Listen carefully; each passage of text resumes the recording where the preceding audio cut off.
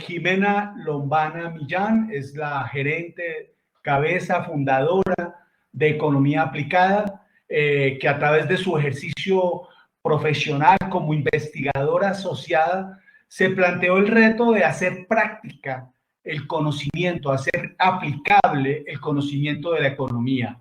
Y va a ser la primera participación en este Webinar Business Lab, con lo cual vamos a estar sintonizados sobre de qué estamos hablando, de qué tamaño de la economía estamos hablando y de cuáles son los números. Jimena, buenos días, adelante. Jimena. Bueno, Germán, muchas gracias. Y muchas gracias a todos nuestros participantes. Un saludo para todos estos compañeros de webinar y gracias por haber concurrido a esta invitación de Economía Aplicada, de BM Lab, de Windows Channel. Como Germán lo menciona, nuestro ánimo es de construir, así que los invitamos y venimos todos a aprender. Y a escucharnos, porque hoy tenemos la fortuna de que nos acompañen representantes de cada uno de los segmentos educativos y eso es algo muy valioso y invitamos también a nuestros participantes de nuestro chat que pregunten y que nos cuenten todas sus inquietudes. Bueno, del sector de educación, quisiera comenzar por contarles algunas cifras que nos dan cuenta de la magnitud de este sector. El sector de educación representa el 4,8% del PIB de nuestro país. Nos preguntamos si eso es que en términos comparados, qué tan importante es esa cifra. Pues esa cifra es de la misma magnitud de toda la producción agropecuaria del país. La participación del agro es similar, igual a la participación del sector minero energético. Se compara. Se compara también con es la mitad de la producción de la industria manufacturera, equivale, se compara con la mitad en términos de PIB, de valor agregado, o con la tercera, la mitad también de las ventas del comercio. Entonces, un sector que podemos pensar que tiene una participación menor en la economía colombiana no lo es, y su relevancia en términos de valor agregado es porque está dada por los recursos humanos, recursos también físicos, pero que a nivel del país tiene una cobertura de cerca de 11 millones de estudiantes, de los cuales 2,2 millones pertenecen a la educación básica no oficial, o sea, al sector privado, y otros 2,3 millones a la educación superior. Tendríamos entonces en la educación privada cerca de 4,5 millones de estudiantes que asisten a cerca de 11.000 sedes educativas en la educación básica y a 268 instituciones de educación superior a nivel del país. Cuando vemos estas cifras, nos apropiamos de la meta, de lo importante que es el sector educativo en Colombia. El presupuesto del sector educativo para nuestro país es el más alto entre todos los sectores económicos para el presente cuatrienio. El presupuesto de inversión destinado en el plan de desarrollo. Eso nos da una magnitud de que las tendencias de inversión en nuestro país están cambiando y que van a mirar hacia el futuro con un ánimo prospectivo, porque los desafíos son de todas las magnitudes. Lo que ha hecho esta coyuntura del COVID-19 es hacerlos más visibles, pero ciertamente son unos desafíos muy grandes y que van a cambiar todas las metodologías hacia el futuro. Respecto al gasto de los hogares, porque es un gasto muy importante, representa los gastos que realizan todos los hogares del país en educación, están cercanos a los 9,9 billones de pesos, de los cuales el 31% se realiza en educación preescolar, básica y primaria, el 20% en educación secundaria, el 41% en educación superior y el 7,5% en otras modalidades educativas. Pero no solamente es el gasto de los hogares, es también de las personas que se forman en su proceso de trabajo, de forma paralela a su proceso de trabajo. La encuesta de hogares del DANE señala que al menos el 55% de los ocupados en Colombia han asistido en un año, asisten a una entidad de formación técnica o realizan actividades educativas. Como podemos ver, la formación es un proceso que no se detiene a lo largo de la vida y nos da cuenta de la necesidad que nosotros encontramos de fortalecer cada vez más las capacidades educativas y de mantenerlas al ritmo de los tiempos en todos los aspectos. ¿Qué características tiene el gasto en educación? El gasto en educación es muy sensible a los cambios en el Producto Interno Bruto y a los cambios en los ingresos de los hogares. Lo que nosotros vemos es que cuando los ingresos del hogar aumentan en 100 pesos, el gasto en educación tiende o crece en el 1%, el gasto en educación crece más que proporcionalmente al crecimiento de los ingresos. Lo que hacen las familias cuando mejoran sus ingresos es tratar de invertir en educación cada vez de mejor calidad, en mayor intensidad, en mayores clases de reforzar conocimientos. Y esto lo que dicen los estudios y lo que muestran los análisis es que en los estratos de menores ingresos es aún más fuerte esta relación estadística. De igual manera, cuando la economía registra un ajuste, el ajuste en el gasto de educación es más que proporcional, es mayor que el ajuste promedio del ingreso. Entonces, situaciones como la que estamos viviendo en este momento tienen un impacto bastante importante en el gasto, en educación, porque las familias tienen que replantearse el dilema de invertir entre aspectos como la alimentación, el transporte y otras necesidades, los arriendos, y en el caso de la educación pueden decidir trasladarse a la educación pública. Entonces, esto hace que la inversión en educación sea un componente sensible dentro del gasto de los hogares. ¿Qué más nos dicen los estudios? Bueno, que la financiación en la educación es muy importante. Se reduce cuando se reduce el consumo de los hogares, pero que a su vez es muy importante esta financiación para reducir las tasas de deserción escolar. Entonces, hay una relación muy directa entre la financiación de la educación y las tasas de deserción. Eh, Igualmente, otro de los aspectos importantes para reducir el riesgo de deserción es el apoyo académico adicional a los procesos educativos. Lo muestran así los indicadores de medición de la calidad educativa. Estos aspectos nos van a dar elementos para recoger lo que vamos nosotros a encontrar, qué vamos a ver. Que en este momento es un momento de muchísimos desafíos en donde todos nos hacemos enormes preguntas de qué va a pasar, de cómo planear, porque no solamente es planear, sino cómo vamos a planear, cuáles son los cambios.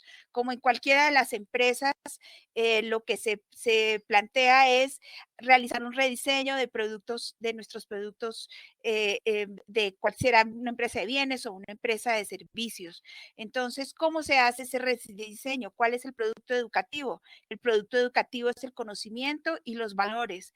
Entonces, las formas de transmisión de ese conocimiento están cambiando por cuenta de las nuevas tecnologías y eso se ha precipitado con el advenimiento del COVID-19 y la formación de nuestros valores nos los están trayendo a colación en este momento y en la transformación digital y de la sociedad en su conjunto que nos permite ver y conocer de muchísimas otras de partes del mundo y de muchísimos modos educativos nos llevan a replantearnos también esa forma en que este mundo está planteado.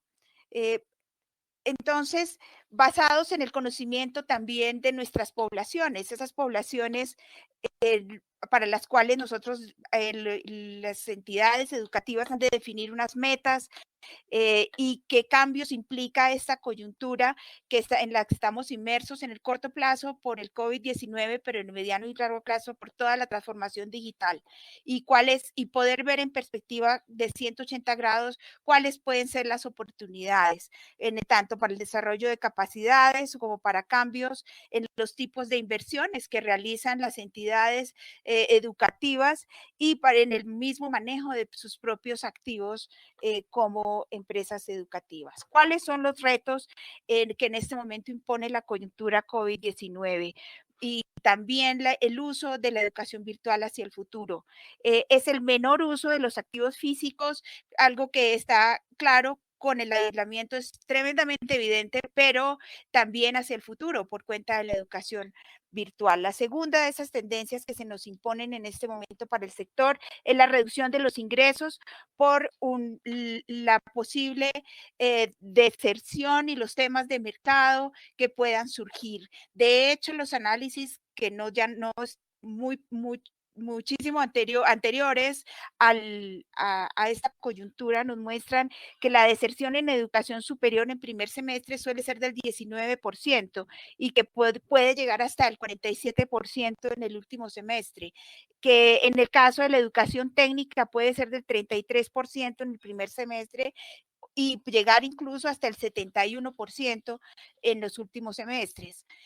La tercera tendencia que nosotros vemos es el que va a haber un uso diferente de los insumos, un menor uso de los activos físicos y un mayor uso de los activos tecnológicos y del recurso humano, pero digamos que ejerciendo de otra manera, con mayor uso de la tecnología y la combinación entre esa capacidad de habilidad para potenciar ese aprendizaje, no solamente en el aula, sino de la dinámica de estudio, de manejo del tiempo y de producción de resultados para una mayor capacidad de aprender a aprender de sus estudiantes. Entonces, el cuarto es el desarrollo de nuevos métodos de aprendizaje y el requerimiento de financiación de largo plazo para evitar la deserción. ¿Cuáles son las oportunidades que surgen de estas tendencias que nosotros vemos? Pues que se requiere, en primer lugar, al cambiar el uso de esos insumos educativos como los activos fijos, la tecnología, el recurso humano, eh, requerimos un mayor apoyo del recurso humano para el seguimiento de aprendizaje en la virtualidad. De igual manera, no tenemos que explorar como sociedad de qué manera construimos el uso de los activos. Encontramos en nuestro sector educativo un contraste importante que es si bien en el sector público hay un déficit de infraestructuras, porque todos los recursos de la educación en Colombia han tenido que dirigirse al aumento de la cobertura en el servicio. La construcción de infraestructura es algo relativamente reciente. En Bogotá, incluso en donde se ha desarrollado muchísimo más la infraestructura de colegios públicos, hay un rezago todavía importante y por ejemplo, en el plan de desarrollo se establece que para el próximo cuatrienio se van a construir 25.000 aulas de educación en jornada única. Y enfrentamos un desafío. Por ejemplo, en la entidad que diseñaba las infraestructuras educativas en Colombia está sufriendo una importante transformación para rediseñar cuáles son las características de estas infraestructuras físicas en el sector público. Acordemos que la educación pública cubre 8 millones de estudiantes requiere todavía hay un rezago enorme en términos de infraestructura. ¿Cómo vemos las cosas? Estas son simplemente ideas. Aquí estamos con los expertos, vamos a aprender, pero simplemente ideas. El sector privado va a tener esas infraestructuras, pero va a haber un rediseño del uso de esas infraestructuras con el auge de la educación virtual. Entonces, por un lado hay un déficit y por el otro lado hay inversiones que han hecho todas las universidades, los colegios, las escuelas de formación técnica y tecnológica. Entonces, es el momento de construir todos como país para lograr el mejor uso eficiente de los recursos y la mayor calidad y productividad para nuestros estudiantes. Otra, respecto a los nuevos métodos de aprendizaje, hay una canasta de inversión que tienen que realizar los colegios y las universidades anualmente. Esa canasta se diversifica hacia la diversificación de pronto de mayor recurso humano que apoyen la virtualidad y no solamente en el aula o la combinación de ambos. Y la inversión en nuevas tecnologías también es una de las prioridades. Otra de las, digamos, también de las tendencias y de lo que debería ser parte de esa canasta de inversión. Lo he visto que en varias universidades ya existe la financiación a sus propios estudiantes para que pueda evitar que las tasas de deserción no aumenten. Entonces, todos los mecanismos de financiación de largo plazo que puedan prestarse para mejorar y mantener a los estudiantes dentro del aula, no solamente es el propósito de sostenibilidad de las entidades educativas, sino también el propósito como país de que requerimos de que todos nuestros jóvenes y nuestros chicos estén utilizando ese tiempo libre y no aprendan a organizarlo, porque la virtualidad se convierte en un desafío para los jóvenes y los chicos que están en las casas, porque en el colegio ciertamente están organizados con sus profesores, en fin, pero en sus casas es mucho más fácil dispersarse y probablemente hacia el futuro, ahorita es algo que fue como un boom por el COVID-19, pero ciertamente hacia el futuro probablemente sea algo parte de cierta normalidad, no todos los días, pero sí va a haber una mayor participación en casa. Pero ¿y cuáles va a ser finalmente? Quisiera cerrar con esta, vemos cuál fue una implicación muy importante como sociedad de la virtualidad. Cuando uno mira la distribución del gasto de los hogares, el 9% del gasto de los hogares se destina a transporte, mientras el 3% se destina a la educación, lo cual no tiene como mucho sentido que en una sociedad se gaste la gente el 9% del ingreso transportándose y solo el 3% educándose. Entonces, la virtualidad lo que va a permitir hacia el futuro es reducir el número de viajes de los estudiantes con un impacto positivo incluso en el medio ambiente, pero positivo también en los ingresos de las familias que van a contar con una participación mayor para invertir en más recursos en la educación. Este es un proceso de construcción, estas simplemente son ideas de economía aplicada. Si ustedes quieren, al final de nuestra discusión podemos ver algo sobre las líneas de financiación que hay dentro del programa de emergencia económica para las empresas. Pero digamos de momento lo que quiero es darle paso a nuestros conferencistas para que empecemos este debate, invitados a todos en el chat a participar.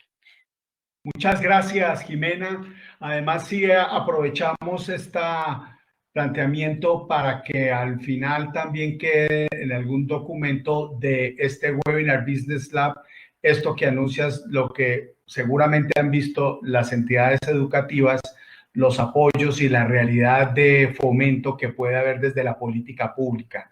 Realidades que se quedaron, situaciones que tenemos que enfrentar